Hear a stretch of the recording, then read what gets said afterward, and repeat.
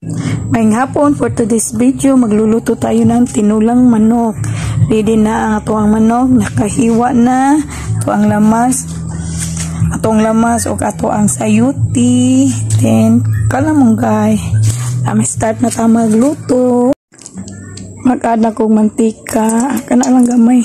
Kaya ito naman ang lutoon ang lamas. Then, mag-add na taong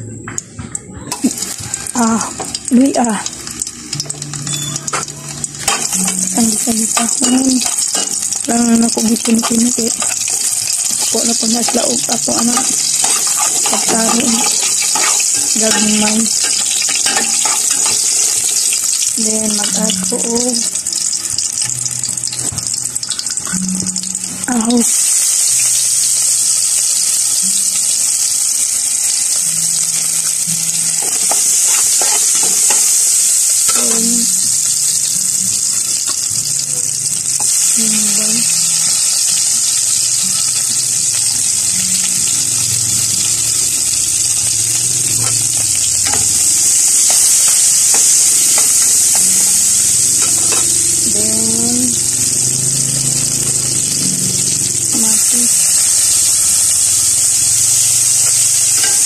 Marami ko magluto ko ang tinula ng kamatis.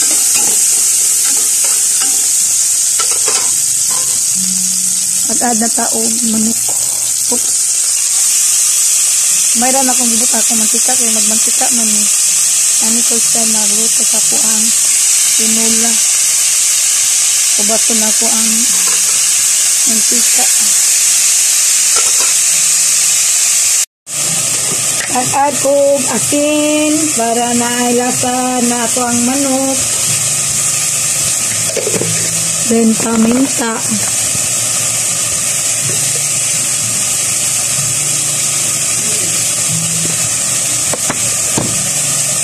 Mag-add ko og suka ulang nako napakita. Then mag-add na taog sayuti kaya sabay na luto na nina to. Ato ang manok ug ang sayuti. Dali ra ba niluto ning manok. Dili man ni manok Bisaya. Mag-add na taog water para isa na pud ang tama-tama ra pud nato ang butang atong tubig na kung di ko masubra. Yan.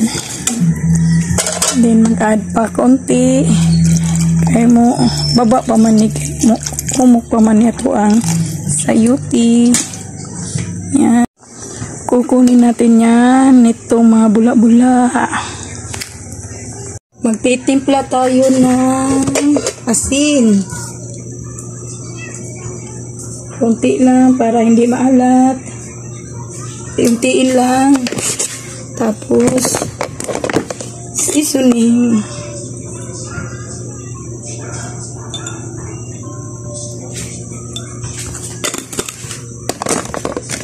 Yan, ginis na mix. Ang palasa na sa ating ulam.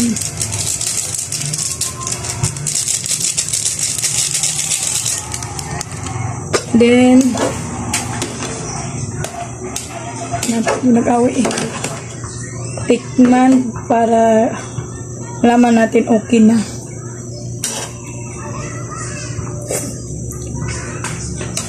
Yan, okay na para sa akin. Hintayin na lang natin yun.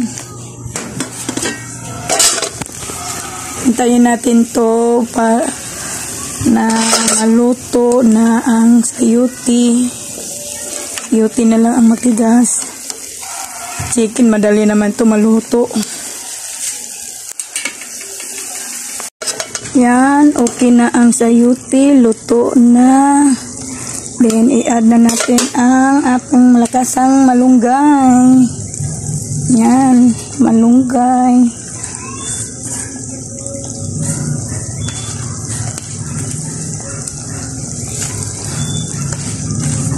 Kunting kimbot na lang ito. Luto na ito ang tinulang manok.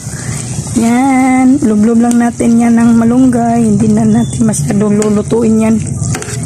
Yan, basta bukal na bukal talaga ang ato ang niluto, kinayang di na masyado. Yan, luto na ang ating tinulang manok.